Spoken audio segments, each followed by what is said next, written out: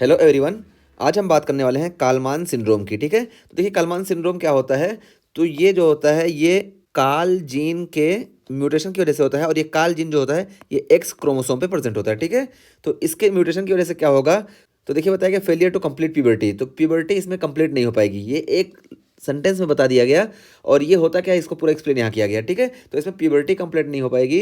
और क्यों कंप्लीट नहीं हो पाएगी, तो देखिए बताया गया ए फॉर्म ऑफ हाइपोगोनेडोट्रोपिक हाइपोगोनेडिज्म। तो यहाँ पे हाइपोगोनेडिज्म हमको देखने को मिलेगा, और वो भी कौन सा हाइपोगोनेडोट्रोपिक हाइपोगोनेडिज्म, यानी गोनेडोट्रोपिक रिलीजिंग हार्मोन जो होता है ना वो प्रॉपर रिलीज नहीं हो पाएगा। क्यों ऐसा होगा, तो देखिए हम बताएं। तो देखिए बताया defective migration of neuron as subsequent failure of olfactory bulb to develop.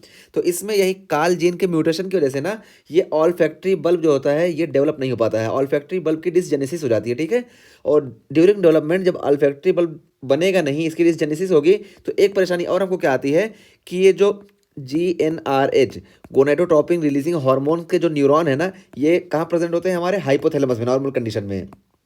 लेकिन हाइपोथैलेमस तक जाने के लिए ना ये ऑल फैक्ट्री न्यूरॉन्स जो होते हैं ऑल फैक्ट्री बल्ब इसका सहारा लेते हैं। लेकिन जब ऑल फैक्ट्री बल्ब खुद नहीं डेवलप हुआ तो फिर ये किस तरीके से GnRH गोनेडोट्रोपिन रिलीजिंग हार्मोन के न्यूरॉन्स को हाइपोथैलेमस तक पहुंचा पाएंगे। तो ये हाइपोथैलेमस तक नहीं पहुंचा पाएंगे। इस वजह से क्या होगा वही बताया कि डिफेक्टिव माइग्रेशन ऑफ न्यूरॉन्स। तो ये गोनेडोट्रोपिन रिलीजिंग हार्मोन है, इनको प्रेजेंट होना था हाइपोथैलेमस में, और ये सहारा लेते थे ऑल्फैक्टरी बल्ब का। ठीक है, ऑल्फैक्टरी न्यूरॉन का। तो जब ऑल्फैक्टरी न्यूरॉन डेवलप ही नहीं हो पाया, इस वजह से ये GnRH के जो न्यूरॉन्स है ये हाइपोथैलेमस तक नहीं पहुंच पाएंगे। तो यही यहाँ एक लाइन में बता दिया गया कि defective migration of neurons and subsequent failure of olfactory bulb develop.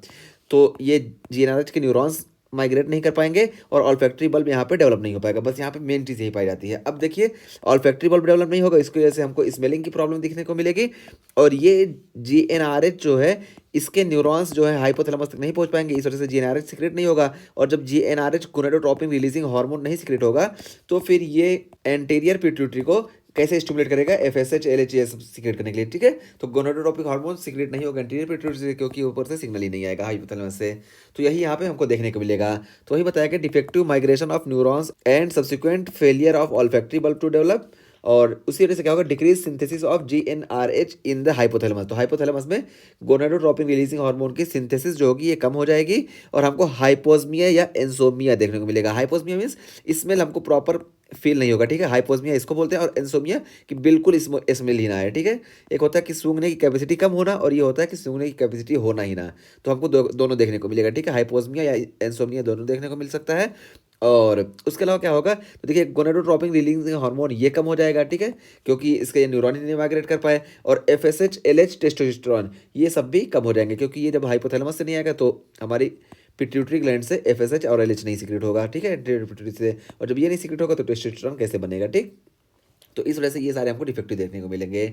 और इसी वजह से जब देखिए ये गोनेडोट्रोपिन रिलीजिंग हार्मोन नहीं सिक्रेट होंगे और FSH LH नहीं आएगा तो हमको जो है इनफर्टिलिटी देखने को मिलेगी। ठीक है, इनफर्टिलिटी में देखिए low sperm count in male में लो स्पर्म काउंट देखने को मिलेगा, क्योंकि टेस्टोस्टेरोन और ये FSH वगैरह नहीं आ रहे हैं। ठीक है, ऊपर से सिग्नल ही नहीं आ रहा है, इस वजह से हमको मेल में लो स्पर्म काउंट देखने को मिलेगा। साथ साथ और क्या देखने को मिलेगा, देखिए हाई पिच वॉइस देखने को मिलेगी, लॉस ऑफ मसल मास देखने को मिलेगा, और अंडर डेवलप जेनाइटल्स देखने को मिलेंगे। ठीक है, तो ये GnRH ना सिक्रेट होने की वजह से ये मेल्स में देखने को मिलेगा।